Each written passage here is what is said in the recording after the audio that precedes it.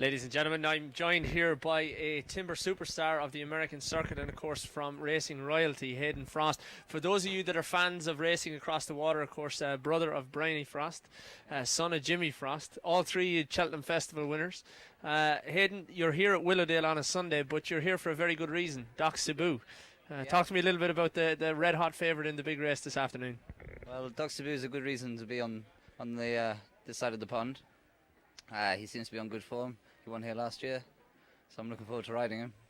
He's a horse, actually. I followed a little bit on the flathead.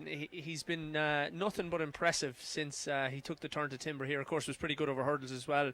It looks an absolute pleasure to ride from our point of view anyway. Can you tell us a little bit about how he goes in his races? Yeah, he is a pleasure to ride. He's pretty hilarious because he makes his own mind up at everything, about everything. So I'm a bit of a passenger at times. Well, not a bad way to be a passenger, right? A tearaway winner, the International Gold Cup last fall. How do you think he'll handle the soft ground here this afternoon?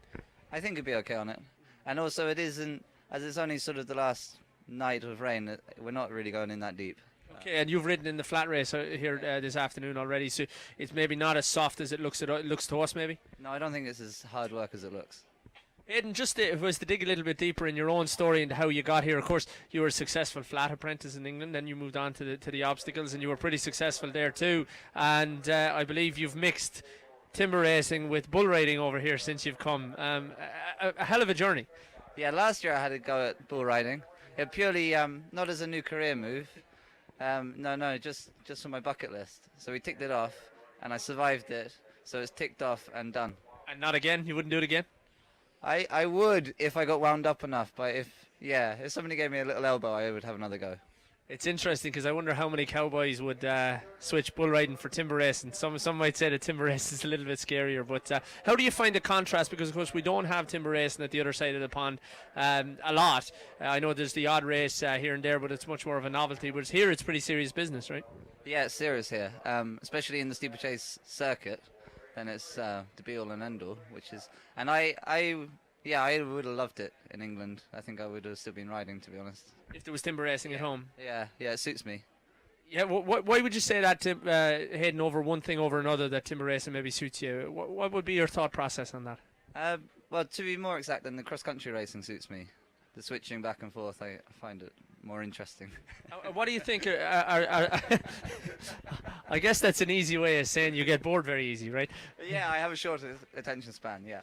Well, is it Hayden, looking from the outside in and of course not having the same success levels as what you've had over timber, but it appears to be you need to be very patient and allow the fences to come to you while also being aware of where you are in the race and understanding when to make a move.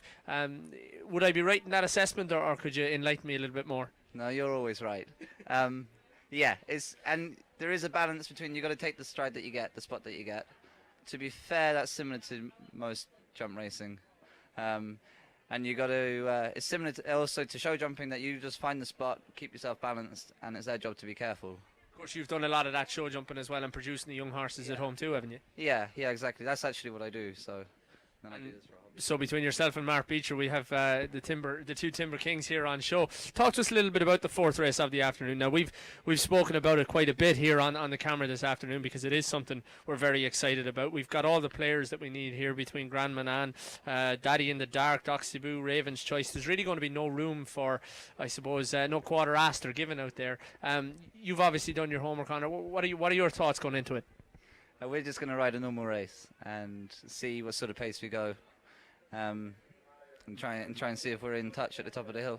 I suppose Doc Cebu allows you that because he's got gears. Obviously, been a successful horse on the flat. He's a big, strong horse as well, isn't he? So this bit of cutting the ground won't do him any harm. I'd say, what position? I suspect Grand Manan will be a front runner here, and he might try and walk the dog, but I could see you keeping tabs on him, and I would suspect if you're 3 or 4 lengths off him jumping the fence at the top of the hill, you'd be happy enough, I guess. Yeah, that's the plan A. And then we'll work on plan B and C as we get there. For someone with a short attention span, having plan B and C there, I suspect it's in the kit. But ladies and gentlemen, that of course is Hadden Frost, someone we're very much looking forward to watching this afternoon in the big race. And Hadden, hopefully we're doing a winner's interview with you right after. That'll be fun. Thank you very much. We'll be back with you very shortly.